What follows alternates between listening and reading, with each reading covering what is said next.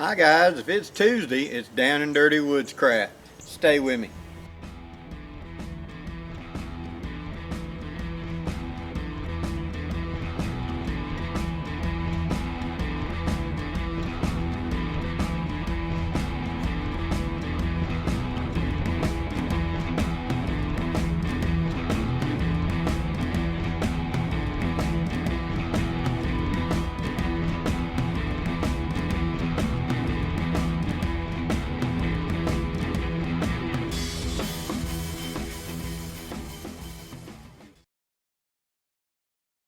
Okay guys, today we're going to talk about technique again, or as I like to think about it, little ways it's going to make your life so much easier. Now, in this series on Down and Dirty, I've showed you knife tricks, rope tricks, all kinds of camping tricks. And what this is more of a philosophy when it comes to cold weather camping. And that philosophy is, if you ain't cheating, you ain't trying hard enough. Okay? I, like Nesmonk, fully believe that if you're roughing it, you're doing it wrong. Now, I'm coming up onto the Frozen Foot Campout in North Alabama this coming weekend, and I'm going to be going to that. And the temperature range has been listed in low teens. It has been listed that it's going to be in the 30s and it's going to be raining. It's back and forth. We don't know yet. So as I'm setting up my gear right now, I'm preparing for the worst, and I can dial it back as I need to.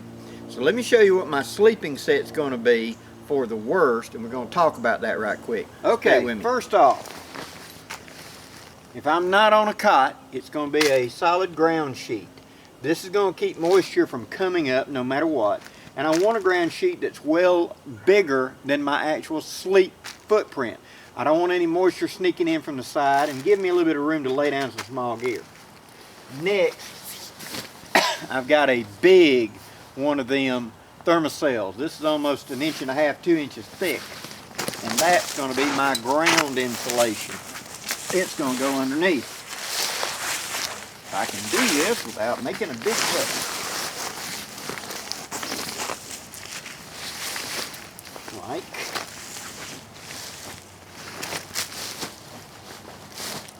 that.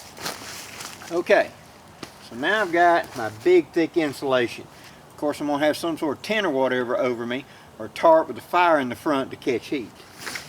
I'm using my MS Sleep system, and I've got my outer bag, my black bag. At this time I may add the green bag to it as well.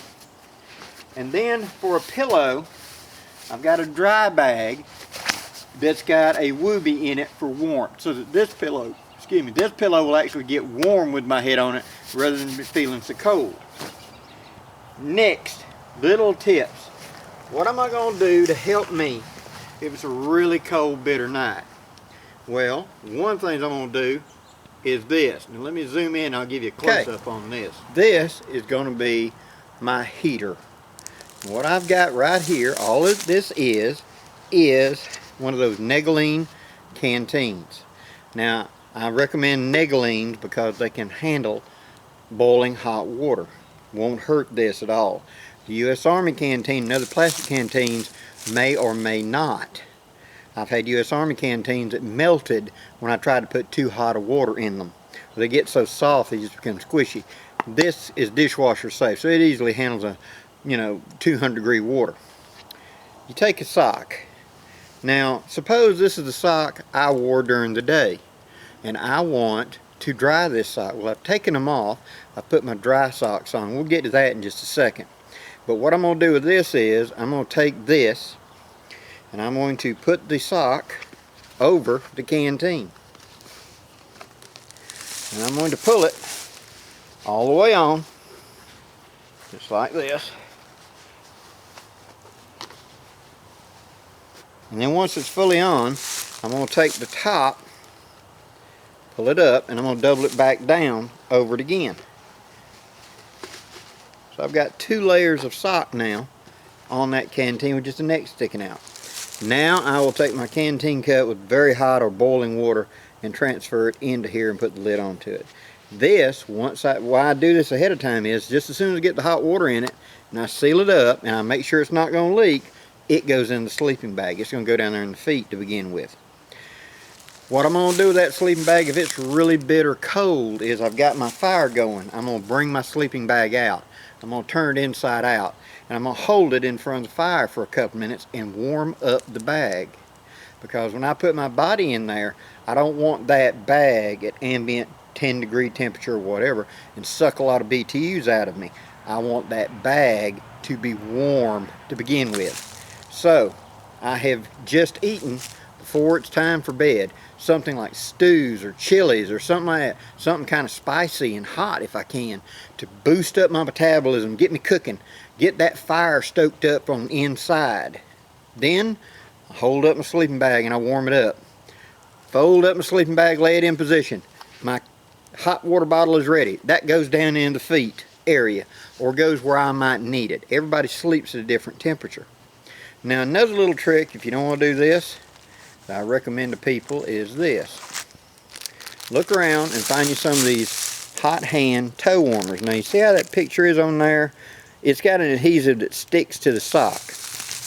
I'm going to be wearing 2 pairs of socks. I take my thinner inner sock and I stick this to it. Then I pull my outer sock over it, like that. Now these will stay active for 8 hours.